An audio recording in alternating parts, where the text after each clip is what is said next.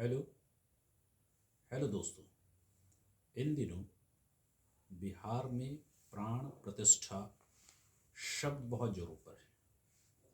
कई लोग इसके बारे में अनेक प्रकार की टिप्पणियां कर रहे हैं। लोग जैसा कि बताते हैं कि जो ईश्वर हम लोगों के जन्म के कारण बने, उनके अंदर प्राण प्रतिष्ठा देने की बात कैसे उटपटांग बात है।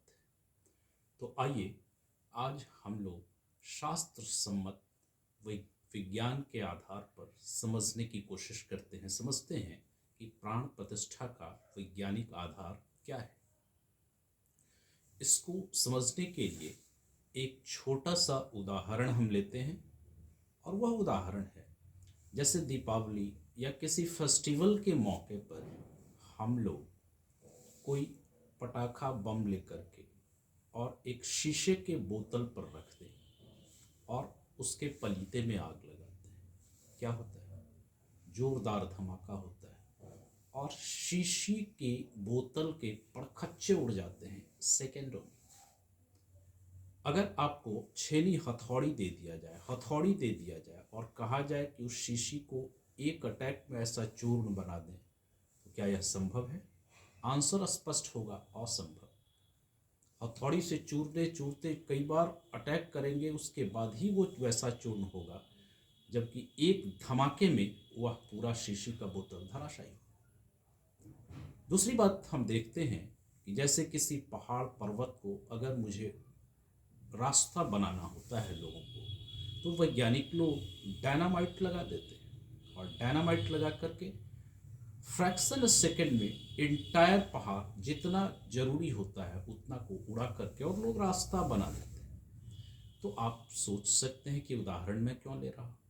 तो ये उदाहरण बस मैंने इसलिए लिया क्योंकि आवाज, शब्द, ध्वनि, वह बम में ऐसी कौन सी सामर्थ्य थी जिसने बोतल के परखच्चे उड़ा दिए।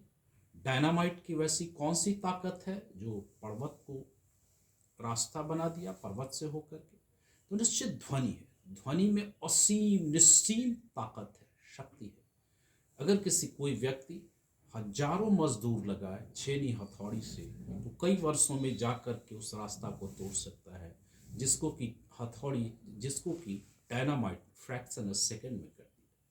तो दोस्तों, इससे हम ये जानते हैं कि ध्वनि में, आवाज में बहुत असीम शक्ति होती है। और वैदिक काल में उसी को आधार बना करके अस्त्र शस्त्र निर्माण किए जाते थे, जैसे कि शब्द वेदी बाण या अन्य कई प्रकार के शस्त्र। तो हमारे मंत्र जो हैं, मंत्र सब जो हैं, ऋचाएं हैं, वो अलग अलग सिचुएशन के रूप वैसे शब्दों के समूह हैं जिसको कि जान करके हमारे अंदर भी वैसी ऊर्जा से हम लोग ऊर्जावान हो जाते हैं। नहीं होगा, एक बोतल के परखच्चे पर अगर वह ध्वनि उसको पर एक बोतल को परखच्चा उड़ा सकती है, पर्वत को उड़ा सकती है, तो वैसे शब्द हमारे हृदय स्थल को कैसे नहीं प्रभावित करेंगे। तो आइए प्राण प्रतिष्ठा शब्द को हम जानते हैं।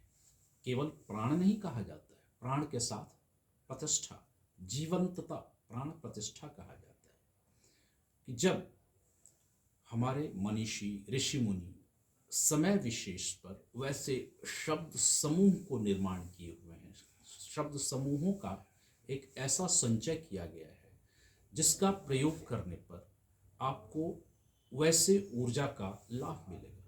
तो निश्चित तौर पर राम की मूर्ति में वो वैसे उच्चारण, वैदिक ऋचाओं के मंत्रों के द्वारा वैसा प्रभाव होगा जिससे उसके चारों तरफ, मूर्ति के चारों तरफ एक तेजोमय ऊर्जा मंडल, आभा मंडल प्रभावित हो, आभा मंडल आच्छादित होगा, उसमें ऊर्जा सन्निहित की जाएगी वैसे शब्दों के द्वारा। और निश्चित तौर पर अगर कोई भी व्यक्ति वहां जाता है तो उस ऊर्जा से प्रभावित हुए बिना नहीं रह सकता है। और साथ साथ जब आपके हृदय में भगवान राम हो, ऐसा भारत में कौन व्यक्ति नहीं है, कौन सनातनी नहीं है जिसके हृदय में ईश्वर का वास नहीं है, भगवान राम का वास नहीं है। भारत के जर्रे जर्रे में रामत्व है, ईश्वरत्व है। तो आप वैसे भाव से जैसे ही प्रवेश करेंगे कि वह ऊर्जा समूल आपको आच्छादित कर देगी।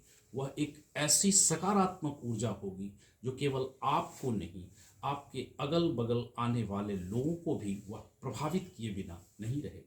जितनी भी नकारात्मक ध्वनियाँ होंगी, विचारें होंगी, वे सारे स्वतः कमज़ोर पड़ जाएंगी, क्षीण पड़ जाएंगी, दुर्बल पड़ जाएंगी। यही कारण होता है कि किसी मंदिर में, किसी टेम्पल में, किसी मूर्ति में प्राण प्रतिष्ठा, हम उसे जीवंत आदमी की तरह करना हम लोग सोच लेते हैं कि वह आदमी की तरह हो जाएगा।